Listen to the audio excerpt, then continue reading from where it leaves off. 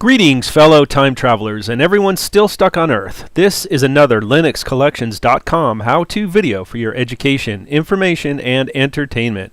Let's get rolling. So, today we're going to do a Ubuntu backup server. Essentially, this is going to take an old Dell system that has no real use anymore. I'm sure everyone has all kinds of computers that have no real use anymore, and Linux gives us a great chance to turn it into something that we can use quickly and easily. Today we're going to install Ubuntu 10.10, the Maverick Meerkat. So this is from 2010, the October 2010 release. This is an older version of Ubuntu. In particular, we picked this one because it kind of syncs up with being 3 to 5 years after the Dell was released. Again, this is an old system.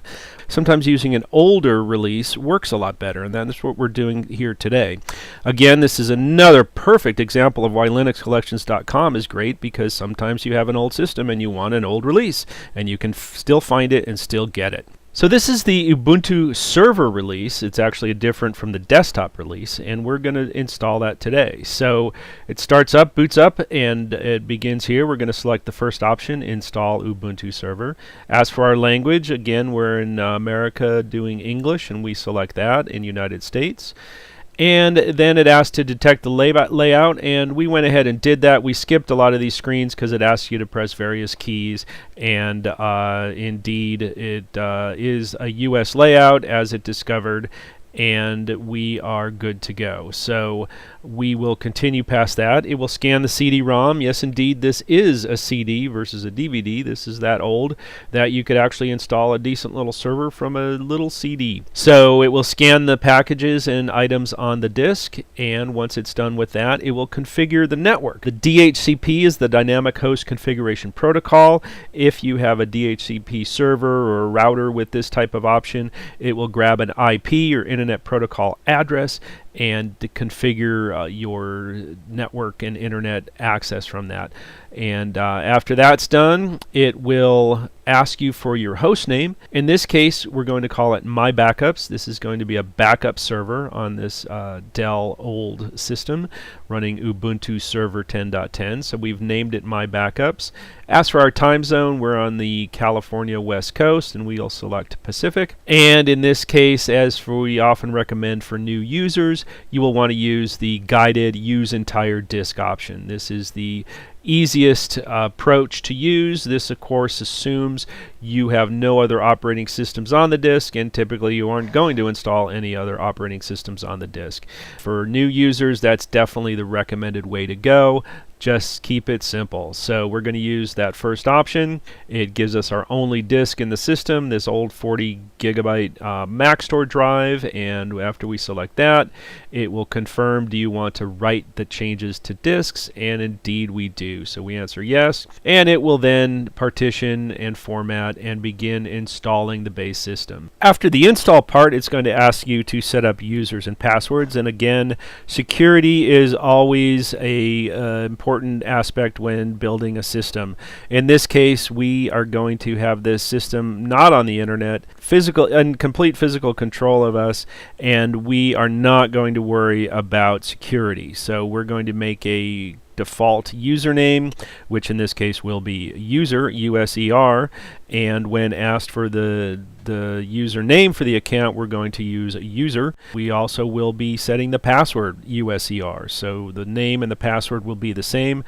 Not a very secure situation, and in your case you may want to use a mixture of letters, numbers, and punctuation, and regularly change your passwords. But security is not in concern with this particular install, and in fact we want it simple and straightforward. So we set up our user with the same password user, and we will continue. It tells us, whoa, you're using a weak password, and we say, yes, we know that, thank you very much, and we answer yes. Do we want to encrypt the home directory? No, indeed we do not.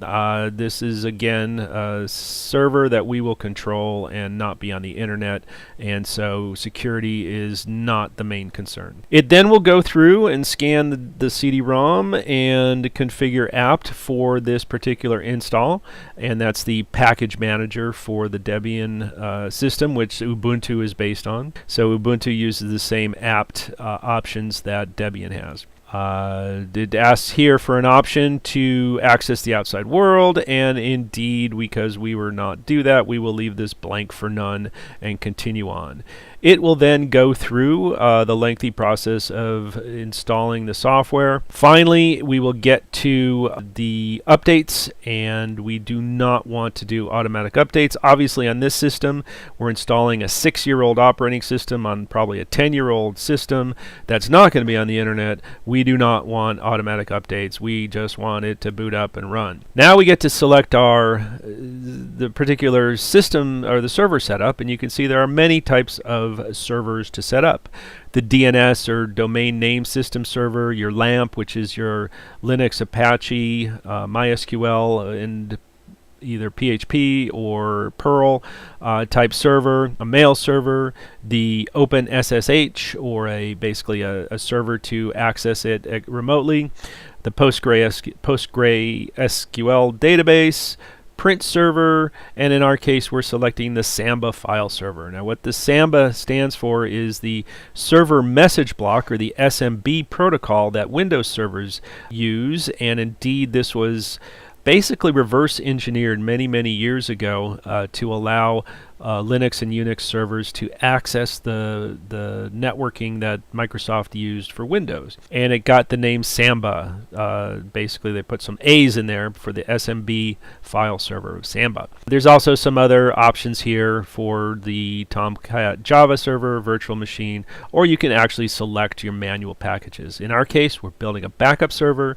Samba file server. We select that, and away we go. So this then installs all our wonderful packages. It takes a while, as you can see, to get all the packages installed. After that point, we have the option to install the bootloader. Grub is the Grand Unified Bootloader. In our case, we have a single disk server that has one operating system, and we, yes indeed, want to use the Grub bootloader into the master boot record, so this system will boot and load the operating system we just installed. It will go ahead and do that, and finally it will say installation is complete. So we can remove the disk and press continue. It will then do the cold boot, or warm boot I guess in this case, and boot up, and then you will see the first logon screen for, as you see here at the very top, my backups login, and we put in our user name of user, and we put in the password of user, and then as a first logon for the admin type user, it will give user into the admin group. And you can see then that the My Backups is a 2.6.35-22 generic PAE Ubuntu SMP type system, the i686 GNU Linux running on it. So it shows you Ubuntu 10.10. And so we've installed it. This brings us to the end of part 1 of our Ubuntu backup server. We've successfully installed Ubuntu 10.10 and have booted up and logged in. And we are now going to move on to part 2 as a separate video, which covers the Samba setup and install and ability to access and work with the backup server on a Windows type network. So thanks for tuning in. This is LinuxCollections.com signing off.